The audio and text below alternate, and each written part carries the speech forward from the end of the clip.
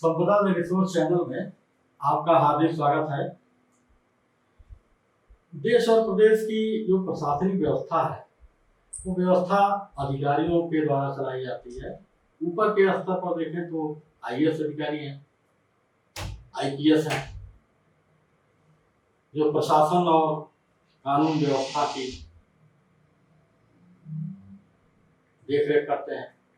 और उसके नीचे जो प्रोविंशियल सेवा होती है, पीसीएस अधिकारी,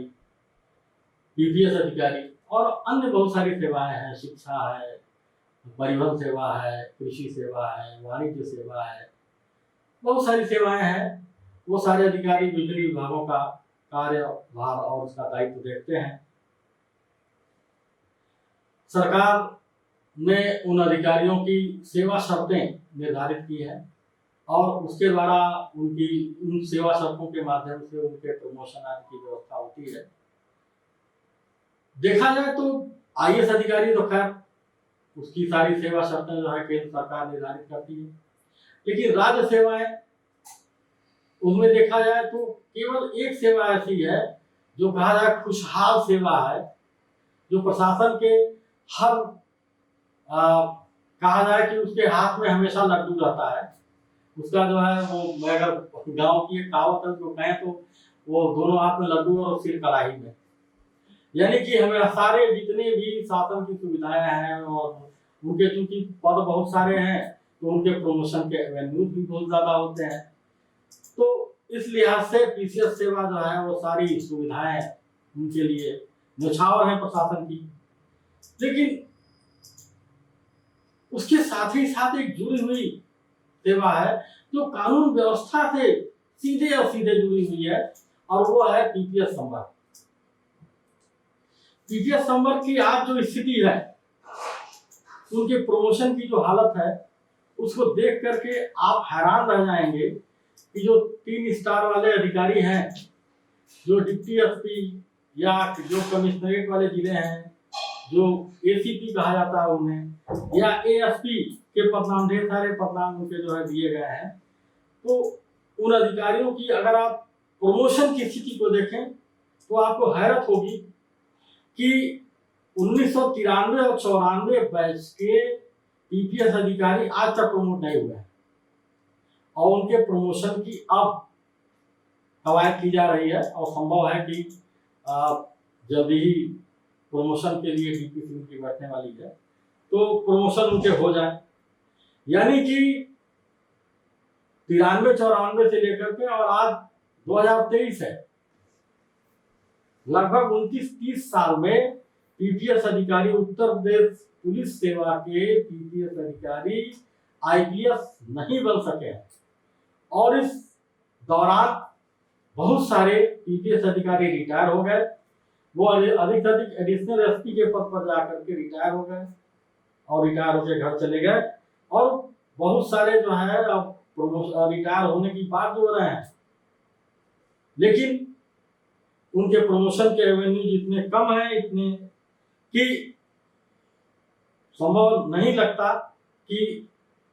उत्तर प्रदेश के पीपीएस अधिकारियों को आईपीएस बनने का सौभाग्य मिल पाएगा।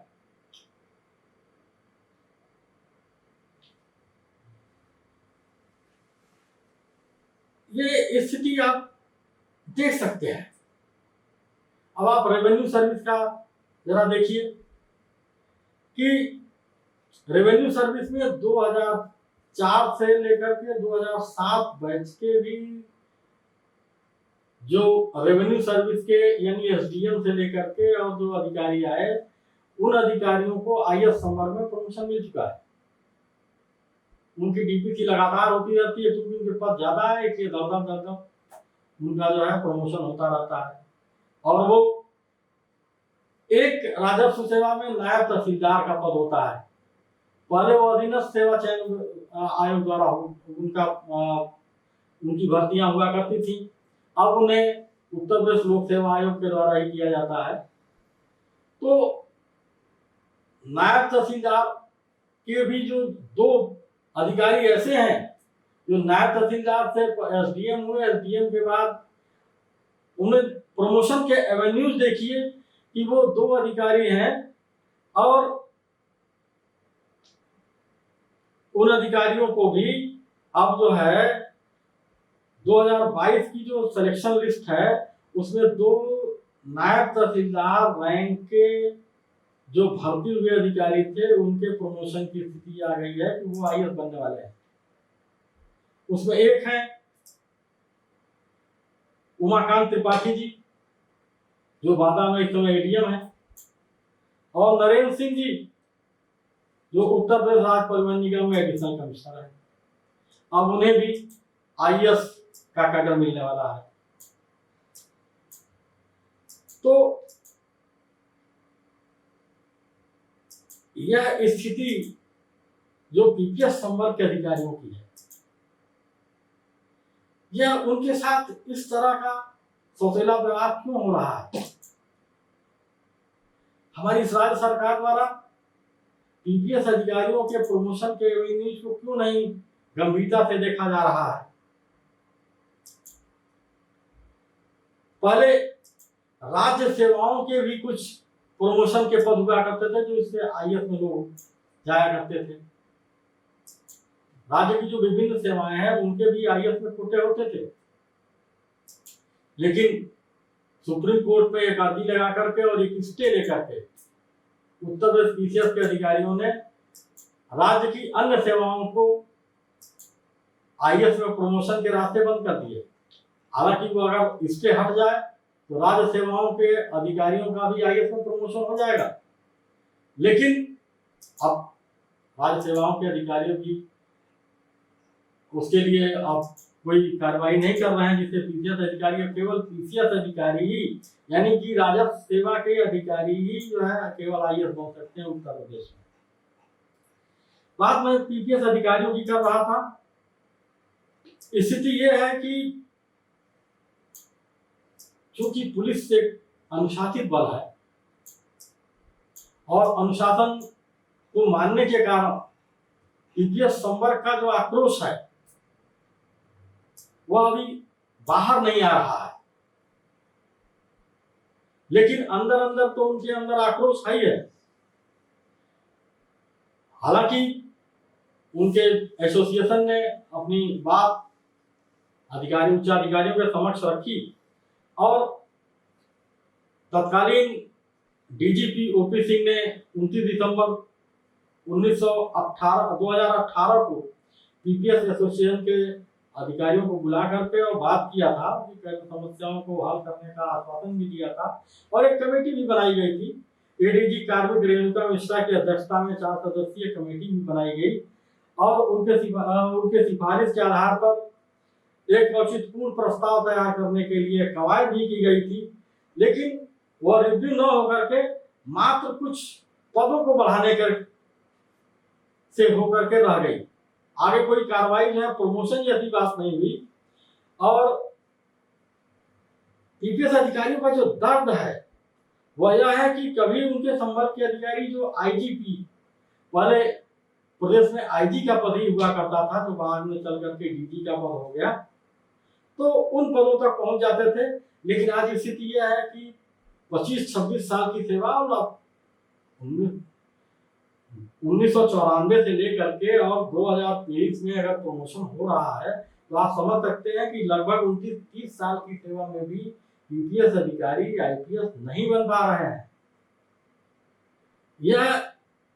प्रशासन की अपने अधिकारियों के प्रति संवेदनहीनता का एक ज्वलंत उदाहरण है और रिटायर हो रहे हैं। हालांकि पीपीएस संवर्ग के अधिकारियों का जो समस्याएं हैं उसको लेकर के अखिलेश जी की सरकार के समय में भी लोगों ने अपनी बात कही थी, लेकिन फिलहाल आज स्थिति यह है कि पीपीएस संवर्ग में प्रमोशन की संभावनाओं को देखते हुए आज जो कहा जाता है कि जो इतना रुकावटें हैं सरकार को इस पर विचार करना चाहिए और कि लॉ एंड ऑर्डर से जुड़े हुए जो उनके महत्वपूर्ण जो उनका संवर्ग है उस संवर्ग में अगर इतनी हताशा है, अगर उसमें असंतोष है, तो जो उत्तर प्रदेश की हमारी जो वर्तमान सरकार है, जो कानून व्यवस्था को लेकर के हर जगह उसका नाम हो रहा है, वह नाम सिर्फ इसलिए नहीं हो रहा है कि सरकार जो है वो कोई जादू की छड़ी घुमा रही है, बल्कि इन अधिकारियों के बलबूते हो रहा है। जो पुलिस का पूरा महकमा नीचे से लेकर के ऊपर तक सब लोग जो सारे कर्मचारी और सारे अधिकारी जुटे हुए हैं, उसमें पीपीएस समर की भूमिका अत्यंत महत्वपूर्ण है। और अगर यही कैडर अगर हताशा से प्रमोशन न होने की हताशा में है, उसमें असंतोष है, उनमें आक्रोश है, तो निश्चित तौर पर यह एक अच्छी खबर नहीं है। अब स्थिति ये है हो गई है कि अगर देखा जाए कैडर के हिसाब से, तो यूपी में